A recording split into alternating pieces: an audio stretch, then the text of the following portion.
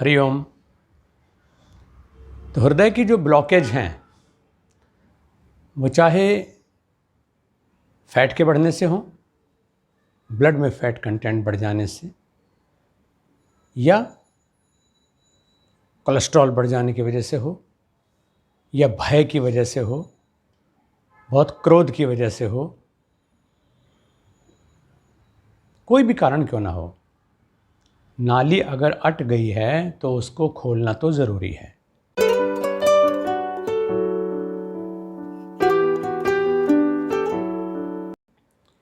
और उसको बंद ही ना होने दें, ये भी हमें ध्यान रखना है। और अगर वो कितने भी परसेंट ब्लॉक हुई है तो उसको हम अपनी दिनचर्या में सुधार ला करके, अपने शरीर से कुछ अभ्यास करके और अपने खान पान में सुधार करके ठीक कर सकते हैं। मैंने बताया था कि योग एक प्रिवेंटिव सिस्टम है जिससे कि किसी तरह के रोग नहीं होते, क्योंकि निर्मलता बनी रहती है और सर्व रोगा मलाश्रया, सारे रोग जो हैं वो मल में स्थान पाते हैं, अवरोध में स्थान पाते हैं। अगर निर्मल जल भी प्रवाहित होना बंद हो जाए तो उसमें भी सड़न हो जाती है, उसमें भी प्रदूषण हो जाता है।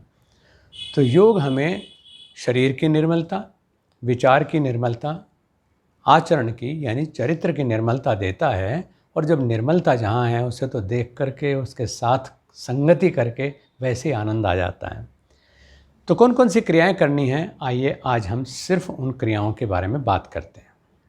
पहली जो क्रिया है वो ये है कि हम उगते हुए सूर्य के सामने कम से कम 15 मिनट हृदय मुद्रा में बैठने का अभ्यास करें। सबसे अच्छा ये हो कि ये अभ्यास पद्मासन में हो। हम अपने बाएं पैर को दाईं जंघा पर और दाएं पैर को बाएं जंघा पर इस प्रकार से टिका लें। हो सकता है जो लोग योगाभ्यासी नहीं हैं और फिर आज के स्टाइल में जी रहे हैं तो वो ये कहेंगे कि हमसे तो ऐसे नहीं बैठा जाता, फिर हम क्या करें। तो फिर हम कहते हैं कि वो सुखासन में बैठ जाएं, या जिस पोस्चर में कमर सीधी करके बैठ सकते हैं उसमें बैठ जाएं।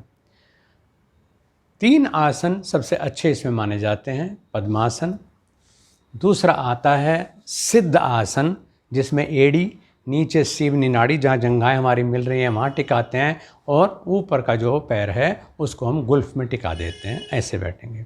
अगर ऐसे भी नहीं बैठ पाते हैं तो फिर हम वज्र आसन में बैठेंगे, यानी इस प्रकार से बैठें कि पीछे पैरों के पंजे आपस में मिले हुए हों, एड़ियाँ खुली हुई हों और उन एड़ियों के ऊपर मैं बैठ जाऊँ। इस स्थिति में बैठ कर के सर्वोत्तम पद्मासन, दूसरी स्थिति सिद्धासन, तीसरी फिर सुखासन या वज्रासन। वज्रासन में तीसरी स्थिति में पहले इसलिए ले रहा हूँ कि सुखासन में कमर सीधी करके बैठना सरल नहीं होता है, इसमें आप अधिक सरलता से बैठ सकते हैं और फिर इसके जो मल्टीपल बेनिफिट्स हैं वो भी आपको प्राप्त होते हैं। हाथ की आपको बता दी गई स्थिति कि इसमें हम हृदय मुद्रा लगाएंगे इस प्रकार से कि अंगूठे का जो निचला रेखा है उसके ऊपर तर्जनी का अगला हिस्सा, और ऐसे ही मध्यमा और अनामिका जो है वो अंगूठे से टच करती जाएं। केवल टच करना है, दबाने की बहुत ज़्यादा ज़रूरत नहीं है। इस स्थिति में अपनी कलाई से अपने हाथों को, मुद्रा को ऊर्ध्वमुखी रख करके हम बैठेंगे, इस प्रकार से बैठना। और फिर हमें लेना कपालभाति। कपालभाति में केवल श्वास को सहज रूप में स्ट्रोक के साथ, यानी थोड़ा सा फोर्स के साथ में उसको छोड़ना, इतनी फोर्स जिससे कि हमारी नाभि का संकुचन हर बार हो।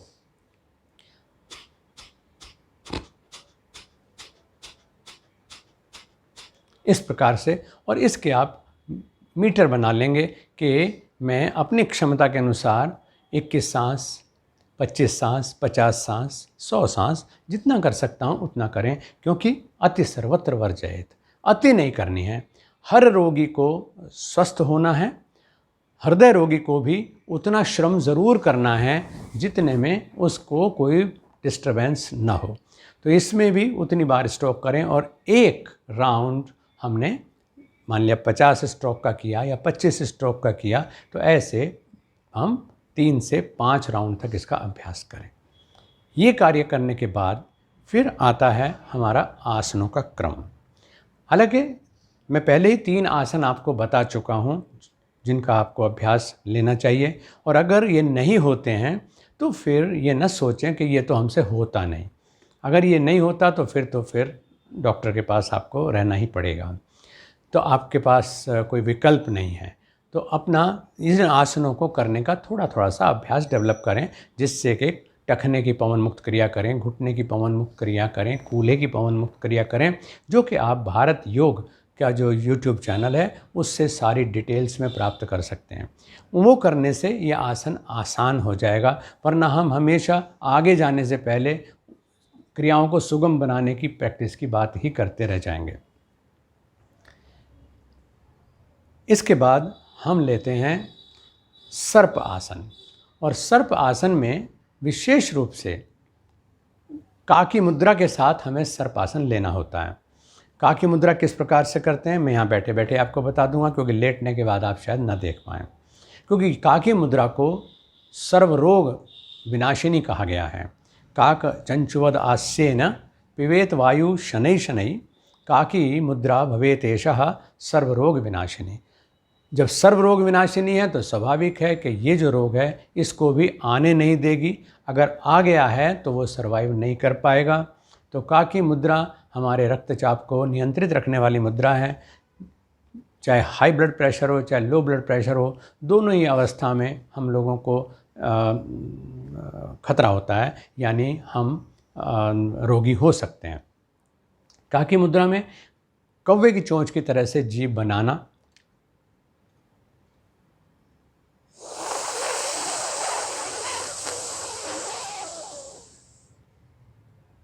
इस तरह से इसमें सांस लिया जाता है। अगर हम इंडिपेंडेंटली एक स्वस्थ व्यक्ति काकी मुद्रा करता है तो इस तरह से सांस लेने के बाद, यानी कौवे की चोंच की तरह जीभ बना ली, पाइप बना लिया जीभ का, उससे हम लंबा आराम से गहरा सांस भरें। भरने के बाद फिर हम उसको ठुड्डी कंठकूप में लगा करके रोक लेते हैं। लेकिन यहाँ हृदय रोगियों के लिए ऐसा नहीं होना चाहिए। वो लोग जब सर्प आसन में उठेंगे, यानी सर्प आसन की स्थिति में जब जाएंगे, तब वो काकी मुद्रा में श्वास भरते हुए जाएंगे, और उसके बाद जितनी देर सर्पासन में रुकेंगे उतनी देर सहज श्वास वो लेते रहेंगे। आपको एक बात ध्यान रखनी है कि जब हम कहते हैं स्थिर सुखम आसनम, यानी स्थिरता होनी चाहिए, और स्थिरता का मतलब है लंबे समय तक एक आसन में टिक सकें। तो वहाँ पर फिर कुंभक्का और सांस भर के रोकना, सांस भर के छोड़ना, ये सब प्रक्रियाएं जो हैं इस पर ध्यान नहीं दिया जाता। आसन में आए उस समय प्रक्रिया है, जैसे मैंने कहा कि काकी मुद्रा लेते हुए आप उस स्थिति में जाएंगे, लेकिन उसके बाद फेस को नॉर्मल कर लेंगे और श्वास हमारा चलता रहेगा। ऐसे ही जितनी भी क्रियाएं मैं आपको बताऊंगा, उन क्रियाओं में आप श्वास को भर कर के रोकना या छोड़ करके रोकना जैसा कोई अभ्यास नहीं करेंगे। ध्यान रहे कि ये जो मैं एपिसोड ले रहा हूँ, जो मैं आपसे बात कर रहा हूँ, वो हृदय रोग के संबंध में बात कर रहा हूँ, और उन लोगों से बात कर रहा हूँ जिनके हार्ट में ब्लॉकेज है, और या डायलिटेशन है, यानी उसमें हृदय वितति हुआ है, हृदय फैल गया है, या आपको स्टंट डल चुका है।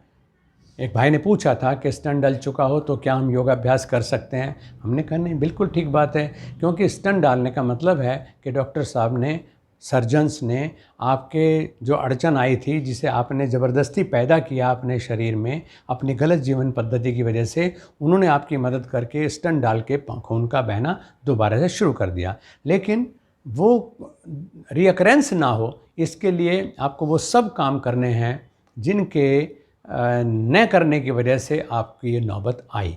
तो आप ये ना सोचें कि जब तो हार्ट में स्टंट डल गया, मैं चल नहीं सकता, मैं हंस नहीं सकता, मैं कुछ काम नहीं ज़्यादा मेहनत का कर सकता। ऐसा कुछ नहीं है। शनै शनै आपको नॉर्मल होना ही आपकी नियति है। अगर आप नॉर्मल नहीं होते हैं तो फिर इलाज कराने का हमें फ़ायदा क्या हुआ? केवल ज़िंदा रहने के लिए कि जान बच गई? तो जान तो कभी नहीं बचेगी, वो आज नहीं तो कल दोबारा फिर उसका रिअकरेंस होगा। इसलिए we have to tackle the situations very carefully and very wisely. तो सर्पासन कैसे करते हैं काकी मुद्रा के साथ इसको आप देखेंगे और उसके बाद फिर हम अगली क्रिया पर आ जाएंगे। इसमें हम पेट केवल लेटेंगे,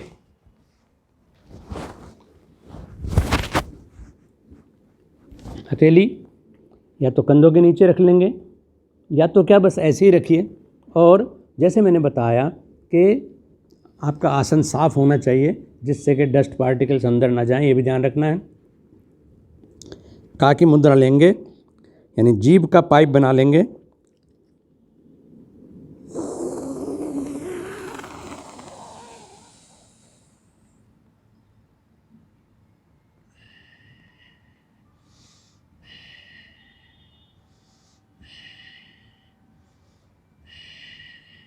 जितनी देर यहाँ रुके रहेंगे उतनी देर हम श्वास सहज रूप में लेते रहेंगे, और जितनी देर आप मज़े में रुक सकते हैं उतनी देर रुकें। सोचें कि मुझे 5 श्वास रुकूंगा, 10 श्वास रुकूंगा, इसी तरह धीरे धीरे बढ़ता जाएगा। कंपटीशन आपका किसी के साथ नहीं है। एक योग साधक का जो स्पर्धा है, कंपटीशन है, वो उसके अपने साथ ही होता है कि मैं कल सर्जरी के बेड पे था, आज मैं योग के आसन पर हूँ, इतना अंतर आ गया है। इतना काम करने के बाद फिर हम ले लेते हैं तिर्यक सर्पासन, यानी इस तरह उठ जाएंगे और घूम करके गर्दन से पीछे की तरफ देखने का अभ्यास करेंगे बहुत सुगमता से। ये ना सोचो कि मैं गर्दन बहुत ज़्यादा घुमा के पीछे दूसरे पैर की एड़ी को देखूं, जबकि देखना चाहिए एक स्वस्थ व्यक्ति को ऐसा ही होना चाहिए, लेकिन आपके लिए ये नियम नहीं है। आप केवल जितना आराम से पीछे को जा सकें जाएं, वापस आएं, वापस आ जाएं। नॉर्मल श्वास के साथ ये काम हमको करना है। इस स्थिति के बाद में फिर हम पीछे को वापस आ जाते हैं और इस तरह से मंडूक, ये जो है हमारा मुक्त मेरु आसन, इस अवस्था में रुकते हैं। हाथ की सपोर्ट है, कमर को थोड़ा सा जो निचला हिस्सा है उसके ऊपर खिंचाव है, पेट के ऊपर थोड़ा दबाव है, और इस स्थिति में नॉर्मल सांस लेते हुए हम लोगों को बैठे रहना है।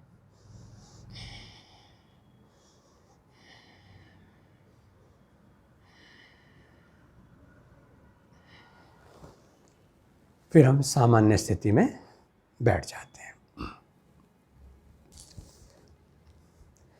इसके बाद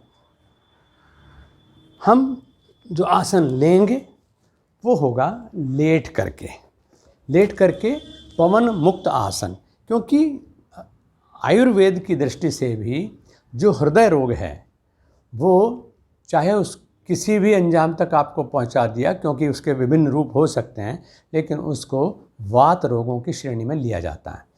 वात भी अवरोध का एक कारण होती है अगर वो कुपित हो जाए, और वात संचार का एक साधन होती है अगर वो रिदमिक रूप से चलती रहे। यानी अगर हवा ना हो तो फ्लो नहीं होगा, और अगर हवा गलत जगह ब्लॉक हो जाए तो फिर वो समस्या पैदा कर देती है, चाहे वो हृदय के रास्ते में है, चाहे वो खोपड़ी के रास्ते में है, चाहे वो कहीं भी क्यों नहीं है। तो इसलिए पवन मुक्त आसन जो है वो किया जाना बहुत ज़रूरी है। इसके लिए हम पीठ के बल लेटेंगे, और ये कोई ज़रूरी, हम सर्पासन में थे तो वहाँ से करवट लेकर के भी हम लेट सकते थे। तो ये नहीं कि मुझे बार बार उठना लेटना है। आप ये सोचते हो कि अभी इतना उठना बैठना नहीं होगा, तो सर्पासन से ही आप करवट लेकर के कमर के बल आ सकते हैं।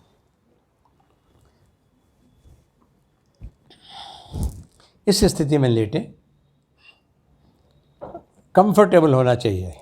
मैंने कहा कि चाहे सैर करनी हो, चाहे योगाभ्यास करना हो, चाहे प्राणायाम करना हो, हृदय रोगियों के लिए नहीं, सबके लिए यही है कि उनका सांस नहीं उखड़ना चाहिए। यानी योग आनंद के लिए है। तो इसमें हम क्या करते हैं कि एक पैर को, यानी दाहिने पैर को सीधा उठाएंगे और फिर इसको फोल्ड कर लेंगे। अगर मैंने दाहिना कहा है तो इसका मतलब दाहिना ही है, क्योंकि इसका जो प्रभाव है वायु के वेग के ऊपर पड़ता है। जब हम पवन मुक्त आसन करते हैं तो दाहिने से शुरू करेंगे और उसके बाद बाएं पे आएंगे, फिर दोनों पर आएंगे, यही साइकिल इसका चलता है। इसको पकड़ लेना और श्वास यथासंभव हम अपना चेहरा भी उठा सकते हैं और फिर श्वास चलता रहे।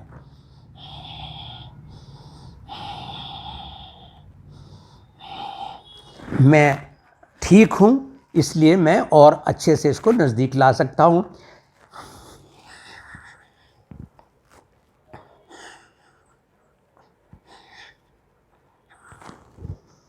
फिर सांस भरते हुए वापस लेट जाते हैं। पैर को आराम से ज़मीन पर टिका दीजिए और फिर फैला दीजिए। फिर इसी तरह से जो हेल्दी आदमी है वो दूसरे पैर को सीधा उठाएगा और इसको फोल्ड करेगा। लेकिन अगर ऐसा नहीं है तो आप इसको आराम से फोल्ड कर लेंगे और फिर इसको दोनों हाथों से पकड़ लेंगे और नॉर्मल सांस में इस स्थिति में रुकेंगे। पंजे मेरी तरह बाहर की तरफ खींचे रहे।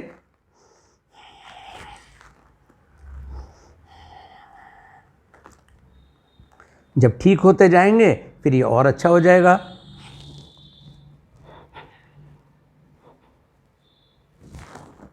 सांस भरते हुए वापस आ गए, नॉर्मल सांस। फिर पैर को टिका करके और फैला दें। अब दोनों पैर को इकट्ठा करना है। जो लोग एकदम ठीक हैं, उनको ना हर्निया है, ना उनको कोई हार्ट की प्रॉब्लम है, ना उनकी कोई स्पाइन प्रॉब्लम है, तो इसको ईमानदारी से करेंगे कि पैर को दोनों को इकट्ठा उठाएंगे ऐसे और फिर फोल्ड करेंगे।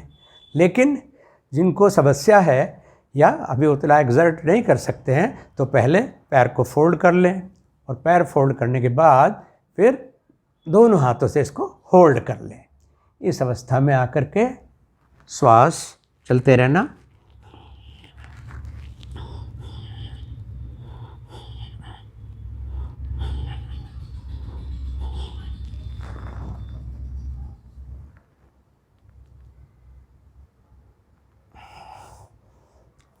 आराम।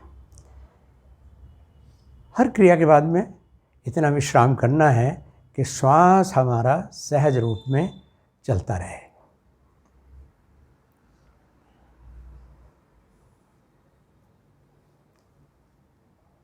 फिर हम साइड से करवट लेते हुए उठ बैठते हैं और बैठने के बाद फिर आपका यहाँ पर दो बहुत महत्वपूर्ण आसन हैं। एक है उत्तान मंडूक आसन और दूसरा है शशांक आसन। ये दो आसन हमें करने चाहिए। उत्तान मंडूक आसन में हम वज्रासन में बैठते हैं। जैसे कि आपको बताया था कि पैरों के पंजे आपस में मिले हुए होने चाहिए और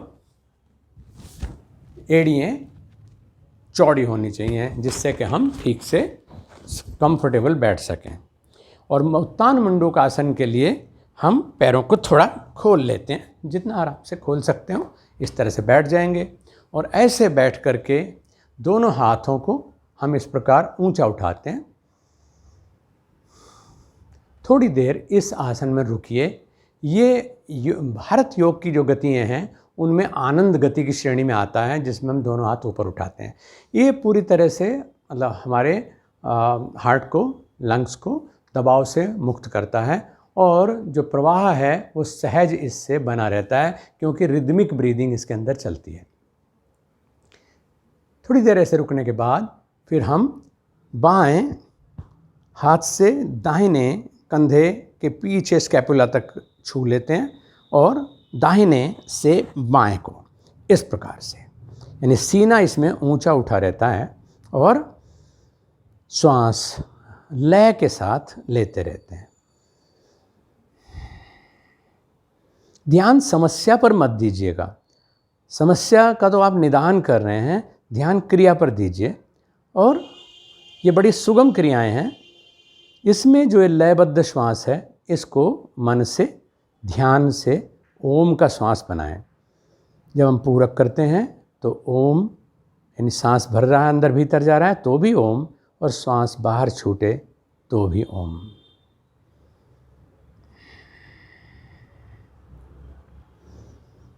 इस प्रकार से जितना अपनी सामर्थ्य के हिसाब से रुक सकते हैं लंबे सांस के साथ रुकेंगे और ओम वाला श्वास हमारा चलता रहेगा।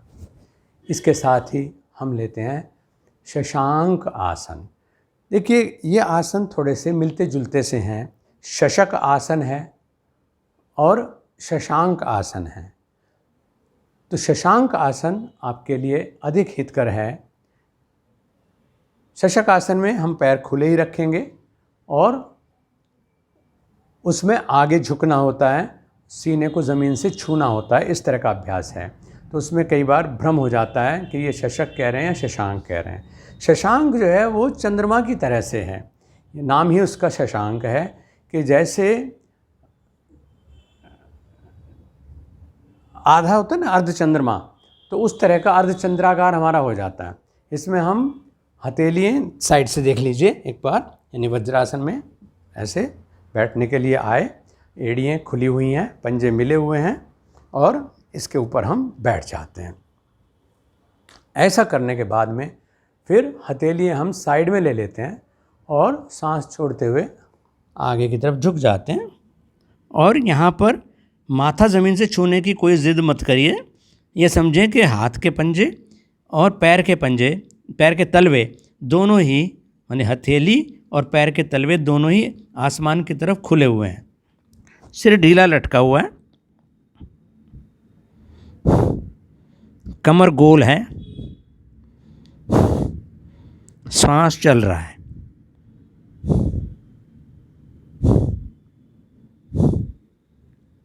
फिर आराम से श्वास भरते हुए पूर्व स्थिति में आ जाते हैं। ये शशांक आसन जो सूर्य हमें उग्रता देता है, लेकिन चंद्रमा हमें स्निग्धता देता है और रोग शमन करता है, यानी शांति देता है। तो इसलिए शशांक आसन का अभ्यास ऐसे उपद्रवों की अवस्था में ज़्यादा हितकारी है। और अंतिम आसन जो हमारा इस प्रक्रिया में है वो है ऊष्ट्र आसन। तो ऊष्ट्र आसन में हम यहीं पर इस प्रकार से पैरों को कर लेते हैं। ये सुगम है। जो नियमित साधक हैं योगाभ्यास करने वाले, वो थोड़ा सा और नीचे जाना पड़ता है उसको, इसलिए उनको आसन में ये स्थिति लेनी पड़ती है। लेकिन जो हमारे वो भाई जिनके लिए मैं ये अभ्यास बता रहा हूँ, वो उस आसन को थोड़ा आसानी से करें, यानी पंजों को इस तरह कर लें जिससे कि एड़ी थोड़ी ऊंची हो जाए और उन्हें वहाँ तक जाने में आसानी रहे। हम करते क्या हैं, श्वास भरते हुए हाथों को ऐसे ले गए और पीछे घुमा करके टखने पर टिका दिया, फिर ऐसे ही दूसरे को ले गए और उसको भी टिका दिया। इस अवस्था में रुकना। सिर को बिल्कुल ढीला लटका हुआ है, टखनों के ऊपर शरीर का वजन है। जब हम सिर ढीला लटकाएं तो आंखों को भी ऐसा लगे जब पलट दिया हो पीछे की तरफ। इस अवस्था में पूरी तरह रिलैक्स्ड रखते हुए अपने मुखमंडल को और अपने सिस्टम्स को सांस लेते रहें। जब लगे कि और नहीं रुक पाएंगे तो फिर वापस आ जाएं, दूसरा हाथ भी आगे आ जाए और धीरे से वज्रासन में बैठ जाएं। इन सब आसनों को करने के बाद आप शव आसन ज़रूर करेंगे। शव आसन पूरी गहराई से समझने के लिए आपको गाइडेड प्रैक्टिस की ज़रूरत होती है, और गाइडेड प्रैक्टिस में बहुत सी हमारी ऐसी वीडियोज़ हैं जो कि आप YouTube चैनल्स पर भी भारत योग पर मिल जाएंगी, जिनमें आप शवासन का अभ्यास सीख सकें। अन्यथा इतना काम तो ज़रूर करना है अपने आप से कि अभ्यास करने के बाद थोड़ी देर के लिए शिथिलीकरण करें, यानी शरीर को ढीला छोड़ करके लेट जाएं। और ढीला छोड़ने का मतलब है कि जो हमारे जॉइंट्स हैं, जैसे पंजों को ढीला छोड़ दें, टखनों को ढीला छोड़ दें, लेटने के बाद घुटनों को ढीला छोड़ दें, कूल्हे को ढीला छोड़ दें, स्पाइन को ढीला छोड़ दें, सीने को ढीला छोड़ दें, कंधे ढीले छोड़ दें, भुजदंड पूरे ढीले छोड़ दें, कोहनी, कलाई, हथेलियाँ सब, यहाँ तक कि हमारा जो स्कल है उसको भी ढीला छोड़ दें। जितना विश्राम करेंगे उतना प्रवाह को सहज होने का अवसर मिलेगा, यानी एक्सरसाइज का इफ़ेक्ट होगा। तो ये इम्पॉर्टेंट है। और फिर ऐसी स्थिति आ जाए 2-4 मिनट में ही कि जैसे कि आप स्थूल पड़े हुए शरीर को बाहर अपने सूक्ष्म शरीर से खड़े होकर के देख रहे हैं। आप देखेंगे अपने आप को, जब आप चेक करेंगे कि आपका श्वास बहुत धीमा लेकिन लयबद्ध चल रहा है। श्वास का धीमा और लयबद्ध चलने का मतलब है कि आप बहुत अच्छे से अपने कंट्रोल में हैं। फिर धीरे धीरे अपने सांस को पूरा लेने का अभ्यास करिए और जितना जितना श्वास आप पूरा लेते हैं उतना जो अभी ढीले छोड़े थे अंग, उन अंगों के अंदर आपका जो रक्त का प्रवाह है और ऊर्जा का प्रवाह है उसको आप अनुभव कर पाते हैं। फिर 5 मिनट बाद आप अपने हाथों की अंगुलियों को, पैरों के पंजों को मूवमेंट दे करके अपने आप को चेतन अनुभव करिए और बैठ करके फिर करिए प्राणायाम। आपके लिए जो सबसे हितकर प्राणायाम है वो है नाड़ी शोधन प्राणायाम का पहला हिस्सा, लेकिन उससे भी ज़्यादा महत्वपूर्ण ये है कि आप ओम का उच्चारण करें, यानी उद्गीत करें। उद्गीत जब हम करते हैं तो ये सबसे बड़ा संगीत है हमारे जीवन का। इसका अभ्यास करेंगे तो आपका प्राणायाम जो है बाकी वो भी सरल होते चले जाएंगे और रोगी व्यक्ति भी इसका पूरा लाभ ले सकता है। मैंने कहा कि प्रिवेंटिव पॉस्चर है, प्रिवेंटिव क्रियाएं हैं, लेकिन उतने के बाद भी रोगियों को भी हम ये क्रियाएं इस रूप में कराते हैं कि वो निरापद रहें उनके लिए और उनको उस स्थिति से उबार सकें जिस स्थिति में वो अपने आप को फंसा हुआ महसूस कर रहे हैं। तो ओम का उच्चारण हमें करना और उद्देश्य होना चाहिए कि हम इसको भले 3 से शुरू करें, लेकिन सर्वसिद्धा त्रयोदशी 13 बार तक इसका उच्चारण करना है। सीधे बैठ करके करते हैं, पूरा आराम से सांस भरते हैं और फिर उच्चारण ऐसे कि वाणी बोले, कान अपनी ही आवाज़ को सुने और रोम रोम में इस ओम के उच्चारण का स्पंदन हो, झंकार हो, जिससे कि हमारा जो सारे सिस्टम्स हैं वो एक डिवाइन एक्सरसाइज ले लें, डिवाइन ऊर्जा से, दिव्य ऊर्जा से वो ओतप्रोत हो जाएं, एक रिदम हो जाए और ध्यान स्वतः लगना शुरू हो जाए। यानी ध्यान लगने का मतलब है कि जो भटकाव की स्थिति है मन की वो ख़त्म हो जाए। तो ओम के उच्चारण से बड़ी सरलता से होता है।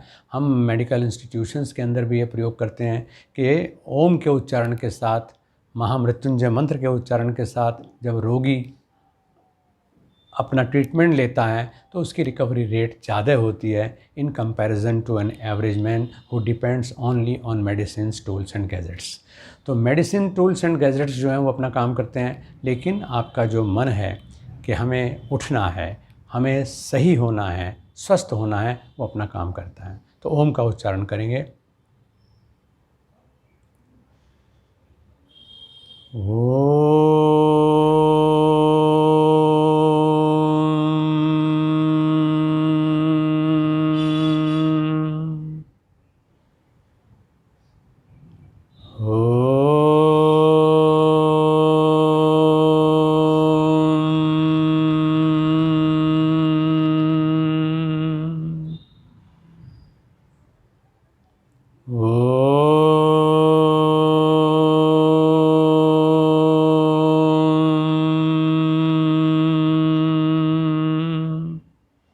इस प्रकार से आधा लंबाई तक खुले होठों से अ और आधा लंबाई तक बंद होठों से म का उच्चारण हमें करना चाहिए, जिससे कि जो ओम की ध्वनि तरंग हैं वो हमको आरोग्य देने वाली सिद्ध हों। अब छोटी सी बात हमें ध्यान रखनी है, थोड़ी सी खान पान की। उसमें आपको जिनके ब्लॉकेजेस हैं या जो अभी स्टंट लगा करके ठीक हो करके आ गए हैं लेकिन मेडिसिन पर हैं, केयर पर हैं, तो ऐसे लोगों को जो पीने में चीज़ इस्तेमाल करनी है उसके बारे में समझ लें कि ऐसे व्यक्ति को लौकी का जूस, यानी अगर हम ये भी सोच लें कि हृदय रोग से बचना है, स्वस्थ लोग भी तो जूस पीते ही हैं, तो जो रोगी हैं उनको हम स्पेशली बताते हैं, लेकिन इसका मतलब ये नहीं है कि आप रोगी होने के बाद इसको पिएं। आप स्वस्थ रहते हुए पिएं जिससे कि आपको ये प्रॉब्लम ना आए। वो है कि होल लौकी जूस पीना चाहिए, यानी पूरी लौकी, उसको एक बार स्टरलाइज कर लीजिए ताकि वो जो उसके ऊपर स्प्रे वगैरह हुए हैं उनसे वो ठीक हो जाए। और उसके बाद उस पूरी लौकी का, उसमें छीलक, गुद्दा, बीज सब मिला करके उसका जूस निकालें और दिन में 3 बार 150 ग्राम ये लौकी का जूस, जिसमें उसका जूस निकाल रहे हैं लौकी का जूस, तो ग्राइंडर में निकल जाएगा। तो उसके अंदर जो 150 ml हमारा जूस है तो उसके अंदर तुलसी के पत्ते, 5 पत्ते तुलसी के, 8 पत्ते पुदीने के, ये उसके अंदर मिला लीजिएगा, यानी इनका भी रस निकल जाए। और उसके बाद 150 ml जो जूस है उसमें 150 ml ही ताज़ा पानी मिला करके और उसमें हल्का सा सेंधा नमक मिलाएंगे और 4 काली मिर्च का जो पाउडर है वो उसके अंदर मिला लेंगे। तो ये वाला जूस हमें लेना दिन में 3 बार, यानी 300 ml जूस होगा, जो कि खाना खाने के 1 घंटे बाद हम लेंगे। सुबह नाश्ते के बाद, दोपहर को भोजन के बाद और शाम के भोजन के बाद। एक पे ध्यान रखना है। दूसरी चीज़ है कि 3 रस हम ले लेते हैं। एक तो लहसुन का, 1 चम्मच लहसुन का रस हो, 1 चम्मच अदरक का रस हो और 1 चम्मच पान के पत्ते का रस। ये 3 चम्मच रस है। इसमें चौथा चम्मच हम मिलाते हैं शुद्ध विश्वसनीय शहद। तो ये वाला रस हम दिन में 2 बार, प्रातः और सायं, इसका हम सेवन करते हैं और ये 21 दिन तक प्रयोग करना होता है। जब हम इसका प्रयोग 21 दिन कर लें तो उसके बाद हम इसको एक समय प्रयोग करें बजाय 2 समय करने के। आपको दोबारा से मैं समझता हूँ कि हृदयाघात संबंधी परेशानी नहीं आएगी। प्रसन्न रहना सीखिए, तनाव से मुक्त रहना सीखिए। हंसने का कोई अवसर गंवाइएगा नहीं, लेकिन हंसने में भी हमें आपे में रहना चाहिए। हम अपनी स्थिति को देखते हुए हमें अट्टहास लेना है या मुस्कुराना है या प्रफुल्लित रहना है, क्योंकि सबसे बड़ा जो हास है वो ध्यान माना जाता है, जिसमें हम आवाज़ नहीं करते लेकिन रोम रोम हमारा पुलकित होता है। आप स्वस्थ रहें, किसी भी आपदा से आप सुरक्षित रहें, और इसके लिए छतरी है योग साधना।